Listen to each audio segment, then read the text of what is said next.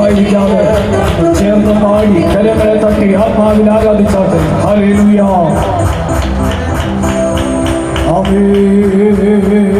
Hallelujah, ഹല്ലേലൂയ, ഹല്ലേലൂയ. എല്ലാ സഹോദരി സഹോദരന്മാരും കസേരയിൽ ഇരിക്കുന്നവരും താഴെയിരിക്കുന്നവരും എല്ലാം കരങ്ങളെ തട്ടി ദൈവത്തെ ആരാധിച്ചുകൊണ്ടിരുന്നാട്ടെ.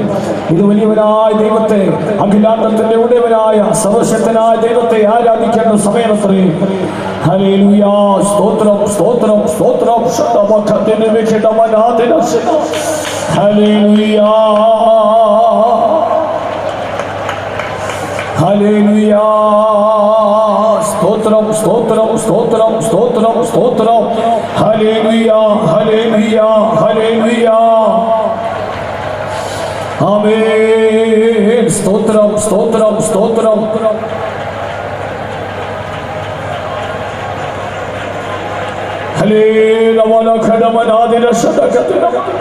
ഹല്ലേലൂയ.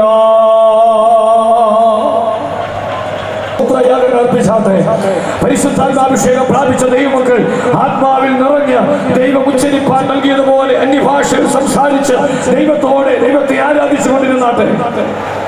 ദൈവത്തിന്റെ സാന്നിധ്യത്തെ ആരും തുച്ഛീകരിക്കരുത്. ഹല്ലേലൂയ, ആമേൻ. ഹല്ലേലൂയ, ഹല്ലേലൂയ, ഹല്ലേലൂയ.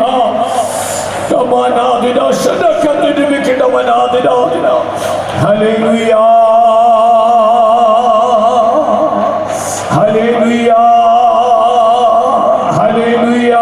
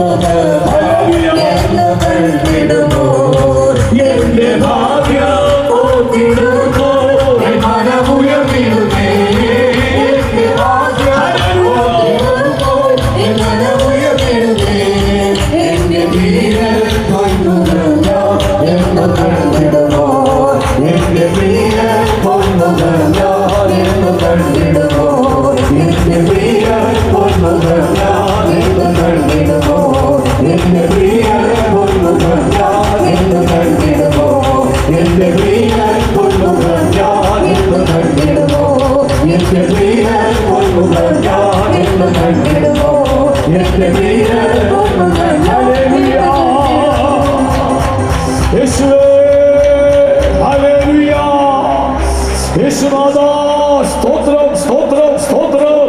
ഞങ്ങൾ അവിടുത്തെ ആരാധിക്കുന്നു കർത്താവേ. നന്ദിയോടെ ഞങ്ങൾ അവിടുത്തെ ആരാധിക്കുന്നു കർത്താവേ. അവിടുത്തേക്ക് മഹത്വം, മഹത്വം, മഹത്വം. ഹല്ലേലൂയ.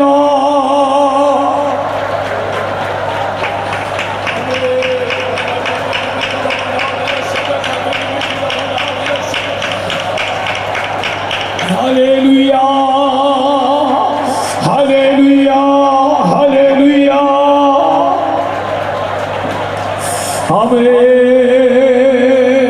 ഹല്ലേലൂയ, ഹല്ലേലൂയ, ഹല്ലേലൂയ. യേശുവേ, നന്ദിയോടെ, നന്ദിയോടെ, നന്ദിയോടെ സ്തോത്രം. ഹല്ലേലൂയ, ഹല്ലേലൂയ, ഹല്ലേലൂയ.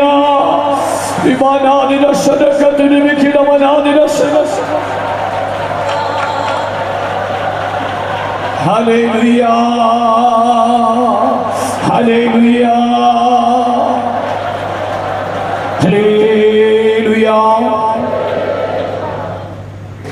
പെന്തക്കോസ്ത് നാൾ വന്നപ്പോൾ ഏകദേശം 120 പേര് മർക്കോസിന്റെ മാളിക മുറിയിൽ കൂടിയിരുന്നു.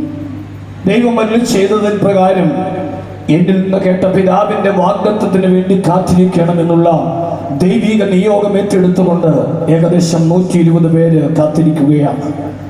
കാത്തിരുന്നവരുടെ മേൽ വാഗ്ദത്തത്തിൽ പരിശുദ്ധാത്മാവിന്റെ അഭിഷേകത്തെ ഉണ്ടായി. എല്ലാവരുടെ മേലും ദൈവത്തിന്റെ പരിശുദ്ധാത്മാവ് വന്നു.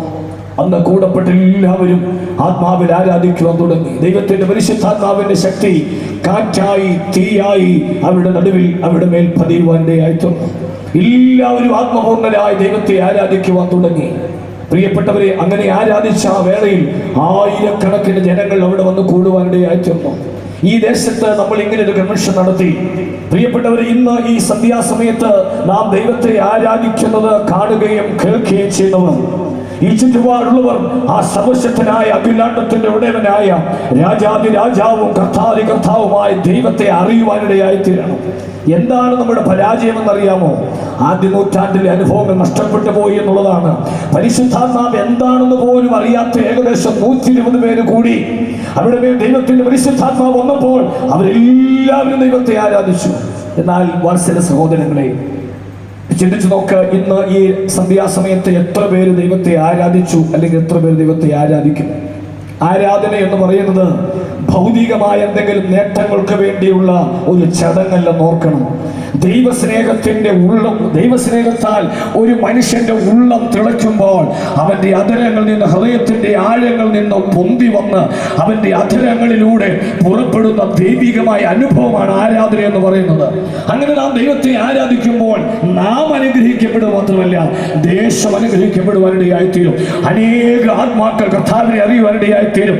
സത്യ നമസ്കാരികൾ പിതാവിനെ ആത്മാവിലും സത്യത്തിലും നമസ്കരിക്കുന്ന നാഴിക വന്നിരിക്കുന്നു എന്ന് കർത്താവ് പറയുകയാണ്. ആ നാഴികയാണിത്. എല്ലാവരും കണ്ണുകളെ അടച്ച് ഹൃദയങ്ങളെ ഏകാഗ്രമാക്കി ഇന്ന് ഈ പന്തൽ കീഴിൽ ആരും ദൈവത്തെ ആരാധിക്കാതെ മടങ്ങിപ്പോകരുത്. ഏറ്റവും വലിയ